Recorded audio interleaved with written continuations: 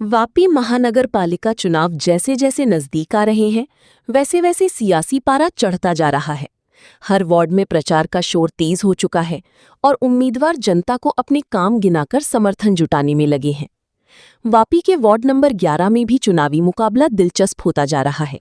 Bharatiya Janata party ने यहां से जेतल मंगेश भाई पटेल, दिव्येश रंजीत भाई पटेल, पूनम दिनेश भाई पटेल और हेमंत अंबेलाल पटेल को मैदान में उतारा है। चारों उम्मीदवार पूरी ताकत के साथ प्रचार में जुटे हुए हैं और घर घर जाकर लोगों से समर्थन मांग रहे हैं।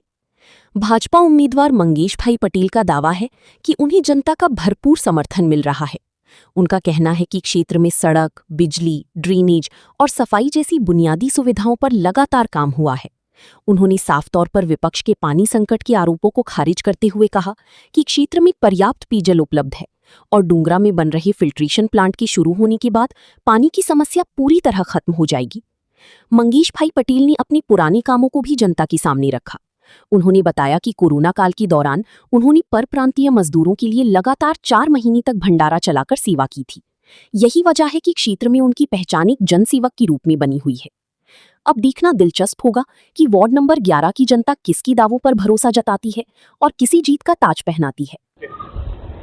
હું મંગેશ પટેલ વોર્ડ નંબર 11 થી અમારા વોર્ડ નંબરના ઉમેદવાર શ્રીમતી જેતલ મંગેશ પટેલ, દિવ્યેશ રણજીતભાઈ પટેલ, પૂનમબેન દિનેશભાઈ પટેલ, હેમંતભાઈ અંબેલાલ પટેલ એ અમારા 11 નંબરના 4 ઉમેદવાર છે। કયા મુદ્દે તમે લોકોની વચ્ચે જાઓ છો? વિકાસના મુદ્દા જોઈએ તો અમારા માન્ય શ્રી કનુભાઈ અમારા હરેક કામ પૂર્ણ કર્યા છે। કયા કયા ખાસ કામો? ખાસ તો રોડ, ડ્રેનેજ, પાણી, ગટર, જે કામ મૂક્યા અમારા કોઈ કામ બાકી નથી। તેમ છતાં બધા અમારા વિરોધ પક્ષના નેતા આવીને અમારા ભોળી પ્રજાને ગેરમાર્ગે દોડે છે। એ લોકોને મેં જાહેરમાં ચેતવણી આપું છું કે પહેલાં કામ કરીને બતાવો, પછી આ રીતેના ખોટેના ભંડાળા ફોડો તમે આવીને। એ લોકોને નમ્ર વિનંતી છે કે વોર્ડમાં પહેલાં જોવો, કામ જોવો, પછી લોકોનો એ લોકો વિરોધ કરી શકે છે। આ રીતે ન્યૂઝમાં ખોટા વાયરલ કરે છે વિડીયો, એ લોકોનો ખોટો વિરોધ છે તદ્દન। જીત્યા પછી એવું કયા કામો છે જે તમે પ્રાથમિકતાના ધોરણે હાથ પર લેવા? હાલમાં જ કાલના જ ન્યૂઝમાં એમણે કીધું છે કે પાણીની સમસ્યા છે। પાણીનો તો થોડો ઘણો તો નહીં પણ 100% કામ પૂર્ણ થયેલ જ છે। ઘરે ઘરે પાઇપના નાખેલી જ છે।